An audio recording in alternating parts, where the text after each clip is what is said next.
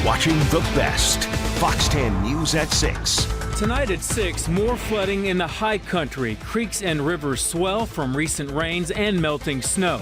The latest from Yavapai County. A stretch of highway is closed between Sedona and Flagstaff after a rock slide. Crews are working around the clock to remove boulders from the roadway. Flagstaff police are searching for a man who may have spiked drinks at a hotel party filled with high school students. Plus, it's going to be so much fun as we hit so many different decades of Arizona history. And so many places. Yeah, and so it'll be educational. Indeed. And entertaining. Burlesque is back at a historic theater in downtown Phoenix, and we have a sneak peek of Arizona Unzipped coming right up. First tonight at 6 o'clock, a weather alert for Yavapai County dealing with flooding from recent rains and snow melt in the high country. Several creeks and riverbeds are flowing with rushing water tonight. The flood control district says the normally dry Beaver Creek, Oak Creek, and Wet Beaver Creek were all flowing yesterday and reporting flooding in Verde Village and Cottonwood. People are urged not to cross these waterways or attempt to drive through them. And in Camp Verde, major flooding at the Verde River RV Resort and Cottages. Skyfox over the community earlier today, and all that water forced some evacuations. Irene Snyder has more from the scene. Well, the people living closest to the river were the ones who had to get out of here very quickly early this morning, some overnight. The people who live here say the water went at least 10 feet past the riverbank. Heavy rain mixed with melting snow, leading to flooded creeks and mandatory evacuations throughout some of the high country. We prepped our RV, our motorhome. Those living at this Camp Verde RV resort, like the Staffens, forced to pack up their belongings and seek higher ground after the Verde River overflowed, flooding out much of their campground. So he found a spot, but we've been watching a parade of tow trucks and vehicles and people coming in and helping each other move. At 7 o'clock when we came out, it was already coming up over the berm on that back row. Sean Bench says he and his family have had the essentials packed since yesterday. The water easily flowing at least 10 feet past the riverbank. Down where all that water is really rushing down there, that's a big come up. I figured it'll never come up over that high. So I was kind of surprised when I woke up this morning and saw that it had come up that high. Most of the people relocated their RVs for a couple of days. Grace Amundsen was on vacation at the park's cabin by the river. She's now staying at a friend's for the night. It was kind of a panic. We thought we were ready, and this morning when we looked out the cabin window and saw the river, which we haven't seen because it was so low before, then we hurried and packed. Amundsen says she's already been through a blizzard on this trip, and during her vacation last year in Florida, she saw a November hurricane.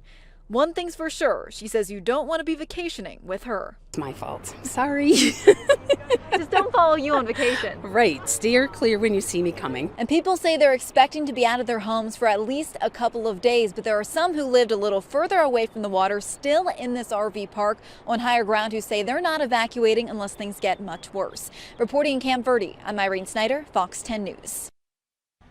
ADOT crews are working around the clock to open a stretch of highway shut down by a rock slide. State Route 89A is closed between Sedona and Flagstaff tonight. Rocks and boulders fell on the roadway and are blocking traffic there. Drivers are being diverted and encouraged to take the I-17 instead. Be sure to be ready for the unexpected. That might be rocks in the roadway. That could be water in the roadway. So anytime you're driving, it's good to be a defensive driver and just be ready for the unexpected. ADOT is working on a rock fall mitigation project expected to be finished by the end of the year.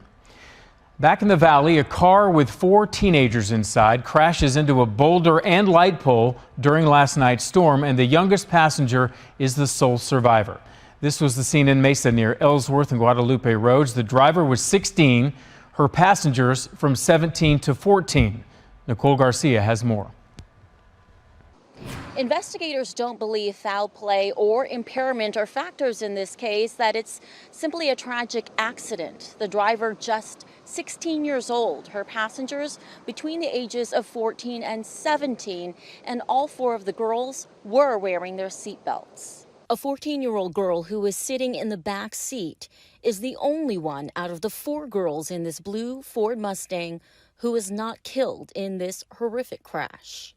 We just ran right outside. It's pouring rain. You know, we got to the scene. There's a bunch of teenagers just He lives across the street and ran to the crash site as soon as he heard it happen. As soon as I saw the car, it was flattened. It looked like a